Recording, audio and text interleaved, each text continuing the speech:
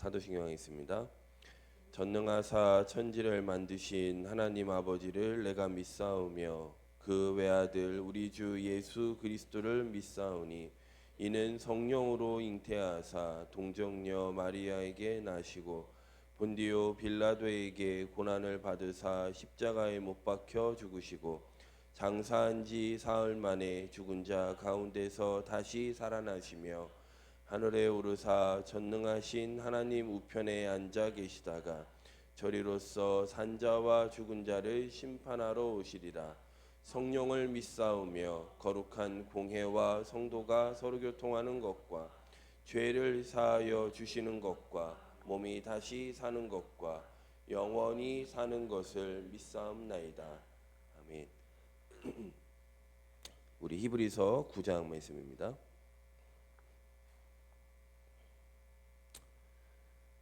11절에서 22절까지 우리 읽기 전에 우리 잠깐 개론적인 말을 하고 그리고 말씀을 읽어 나가도록 하겠습니다. 히브리서 성경이 말씀하고자 하는 핵심은 십자가 사건입니다.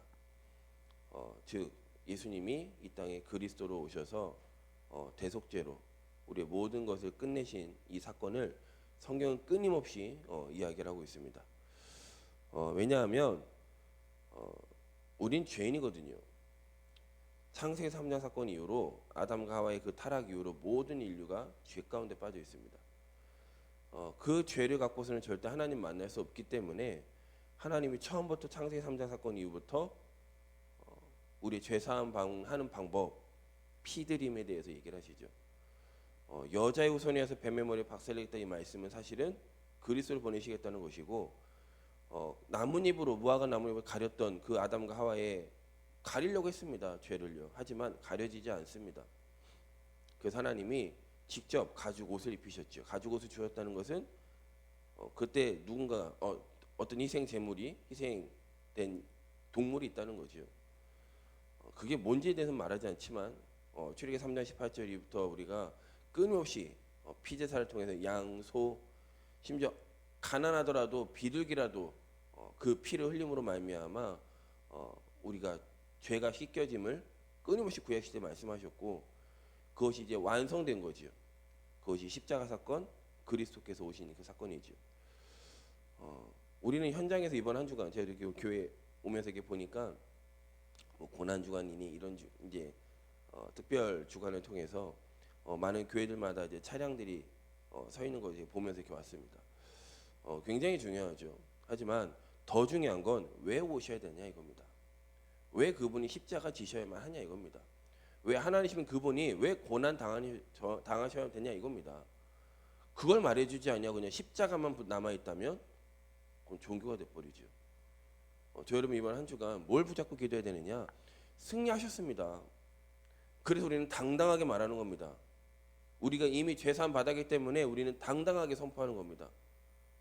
그것이 오늘 히브리서를 통해서 우리가 한 주간 다시 한번 언약을 붙잡고 힘을 얻는 그런 귀한 시간 되길 바랍니다. 우리 12절에서 14절까지 말씀 교독합니다.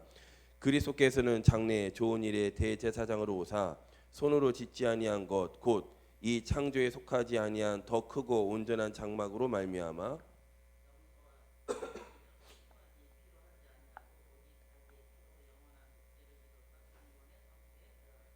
염소와 황소의 피와 및 암송아지의 죄를 부정한 자에게 뿌려 그 육체를 정결하게 하여 거룩하게 하거든.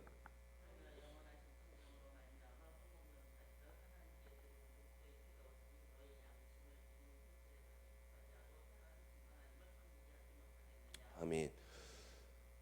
하나님과의 관계가 회복되어야 됩니다. 하나님이 지금 구약시대 수많은 제사를 통해서 피제사를 통해서 말씀하시는 키는 뭐냐? 관계 회복입니다. 어린 아이가 젖먹이가 부모를 떠나면 웁니다. 밤에는요, 제가 코로나 때문에 며칠 동안 나라라고 잔 적이 있거든요. 집사람이 나중에 오려고 했기 때문에 저는 조금 이제 면역력 생기고 조금 치유된다 싶으니까요. 근데 뭐 소화 걸리고 사무에 걸리니까 이제 나라 하나 남았거든요. 뭐 나라까지 걸리면 좀 이제 그러니까 제가 재운 적이 있는데 절대 제가 재운 적은 없습니다. 자고 있는 애 옆에 잔 적은 있어도 재운 적은 없습니다. 제가 재워봤는데 안 자요. 엄마 찾습니다. 막 웁니다. 엄마 오라 이거죠. 심지어 이제 자다가도 이제 깨거든요. 얘가 가끔씩 깨면 제가 한번 자면 사실 잘 모르는데 집사람이 없으니까 제가 그 소리가 들리더라고요. 집사람이 있을 때는 애가 깨도 모르고 자거든요. 근데 집사람이 없으니까 제가 혼자 나라랑 자야 되니까 칭얼거리는 소리가 들리더라고요. 토닥토닥 거리고 하는데 잠결이라면 애가 자는데요. 그 잠가도 좀 깨고 옆에 아빠 있는 거 보면요. 엄마 오라 이거죠. 그 아이한테 뭐가 필요하죠? 엄마 필요합니다. 하나님을 떠난 인간에게 뭐가 필요하죠? 하나님 필요한 거예요. 그 하나님의 관계를, 하나님 만나는 길을 하나님을 알게 하기 위해서 그 수많은 피제사를 드리게 한 겁니다. 근데 드리게 한 거는 너가 죄인이라는 걸 알아는 거고 그 피를 통해서만이 너가 나와의 관계가 회복된다는 걸 알려주신 건데 그게 자꾸 희석돼 버린 거예요. 그 대표적인 게 예수님이 성전에서 모든 걸 다 뒤집어 버리시죠. 얼마만큼 타락했습니까? 죄인인 주제에 하나님의 완전한 은혜로 말미암아 하나님의 자녀 되었는데 피로 말미암아 우리가 씻긴 바 되었는데 그거를 악용해요. 돈 버는데 하나님이 세우신 건데 그걸 하나의 권력으로 알고요. 그 예수님이 이런 예배는 필요 없다 이거죠. 그래서 본인이 직접 12절에 오직 자기의 피로 영원한 속죄를 이루사 단번에 성소에 들어가셨느니라. 14절에 뭐라 합니까? 그리스도의 피가 어찌 너희 양심을 죽은 행실에서 깨끗하게 하고 살아계신 하나님을 섬기게 하지 못하겠느냐. 우리가 믿습니까? 아닙니다. 하나님 주신 은혜, 그 은혜가 뭐지요? 예수 그리스도의 그 피. 십자가를 통해서만이 우리의 그 썩은 양심, 죽은 영혼이 죽었던 우리가 어떻게 뭐가 있습니까? 없어요. 우리에 뭐가 없다니까요. 하나님은 완전한 은혜밖에 없습니다. 우리 15절에 17절 말씀 우리 세 절을 같이 읽습니다. 이로 말미암아 그는 새 언약의 중보자시니 이는 첫 언약 때의 범한 죄에서 속량하려고 죽으사 부르심을 입은 자로 하여금 영원한 기업의 약속을 얻게 하려 하심이라. 유언은 유언한 자가 죽어야 되나니 유언은 그 사람이 죽은 후에야 유효한즉 유언한 자가 살아있는 동안에는 효력이 없느니라. 무슨 말입니까? 완전히 죽으신 거예요. 예수님이 유언하셨습니다. 그 유언의 마지막 끝이 뭐였죠? 다 이루었다, 끝냈다. 근데 더 중요한 건 그 죽은 예수가 살아나셨다는 거예요. 그것을 우리는 전하는 겁니다. 다 끝냈다 십자가에서 그걸로 우리는 멈추지 않습니다. 다시 살아나신 그분이 말씀하셨습니다. 모든 족속에게로 가라, 만민에게로 가라, 어린 양을 먹여라, 땅 끝까지 가라. 그 말씀은 지금도 유효합니다. 살아계신 그분. 이스라엘 백성들아 갈릴리 사람들아 어찌하여 하늘을 쳐다보느냐. 하늘로 가신 이분은 다시 오시겠다. 다시 오실 그날까지 우리는 예수님께 부활하신 그 말씀 붙잡고 갑니다. 모든 족속에게 성삼위 하나님 보좌의 축복을 전달하고 만민에게 완전히 병들어 있는 그들에게 참된 치유를 통하여서 하나님을 예배하게 하고 이 복음이 끊어지면 안 되기 때문에 그건 하나님의 소원이 아닙니다. 끊어지면 반드시 노예 포로 속국으로 갑니다. 어쩔 수 없어요. 출애굽기 3장 18절의 핵심이 뭐죠? 피제사인데 그 핵심이 뭡니까? 언약 놓쳤다 이겁니다. 피의 언약을 놓쳤다 이겁니다. 그러니 하나님은 모세가 알아듣잖아요. 피 언약을요. 그 말은 400년 때 피 언약을 놓쳤다는 거예요. 하나님 다시 회복시키시는 겁니다. 광야 40년 동안 그걸 계속 가게 시키는 겁니다. 어린 양에게 우리 후대들에게 그 복음 아니고서는 안 되기 때문에 그리고 땅끝까지 가라. 이 천국 복음의 모든 민족의 증거는 이후에 끝이 오기 때문에 이 말씀은 지금 영원히 유효한 말씀입니다. 우리 18절에서 22절 말씀 같이 읽습니다. 이러므로 첫 언약도 피 없이 세운 것이 아니니 모세가 율법대로 모든 계명을 온 백성에게 말한 후에 송아지와 염소의 피 및 물과 붉은 양털과 우슬초를 취하여 그 두루마리와 온 백성에게 뿌리며 이르되 이는 하나님이 너에게 명하신 언약의 피라 하고 또한 이와 같이 피를 장막과 섬기는 일에 쓰는 모든 그릇에 뿌렸느니라. 율법을 따라 거의 모든 물건이 피로써 정결하게 되나니 피 흘림이 없은즉 사함이 없느니라. 아멘. 피 흘림이 없이는 우리의 모든 사함이 없습니다. 그래서 모세도 출애굽기 24장에 보면 모든 백성을 향하여서 내가 하나님의 말씀을 우리가 하나님의 말씀 율법을 따르겠다라고 하는 그들을 향하여서 양을 잡고 제사를 드리고 그 피를 받아서 오늘 말씀처럼 피를 막 뿌립니다. 두루마리 그 십계명에도 뿌리고요. 모든 사람들에게 이 피를 뿌립니다. 그러면서 뭐라고 하냐? 이 피는 언약의 피다라고 얘기합니다. 하나님은 언약의 하나님이세요. 그 언약을 무엇으로 완성하시느냐? 피로 말미암아. 그래서 마가복음에 보면 마태복음에 보고 그 예수님의 성찬식을 보면 제자들에게 성찬식 성만상을 하면서 그 피를 마시면 이 피는 내 피다 마시게 하면서 마시면 이 피는 내 언약의 피다라고 말씀하십니다. 끝냈다 이겁니다. 왜 그 언약의 피를 통해서만 하셔야 되죠? 그 피를 통해서만 우리는 의인됩니다. 죄인이었던 우리가 의인되는 방법은 그 언약의 피가 나 때문에 흘렸음을 고백했을 때입니다. 요한복음 12절에 영접하는 자 곧 그 이름을 믿는 자 되면 뭘 믿습니까? 내가 죄인이고 죄인 내가 하나님 만나야 사는데 그것은 오직 그리스도의 피를 통해서만이 내가 하나님 만나는 거구나. 난 죄인인데 완전 죄인인데 예수님이 그 피와 물을 다 쏟으심을 말미암아 내가 의인되었구나. 나는 사단에 묶여서 질질질 끌려다니는 운명 사주팔자에 묶여있던 죄인이었는데 사단에서 완전히 해방되는 그 길은 오직 그리스도 외에는 없구나. 그것을 믿는 자들에게는 하나님의 자녀가 되는 권세를 주셨으니.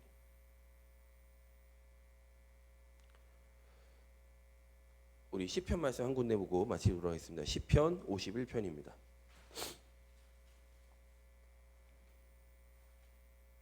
시편 51편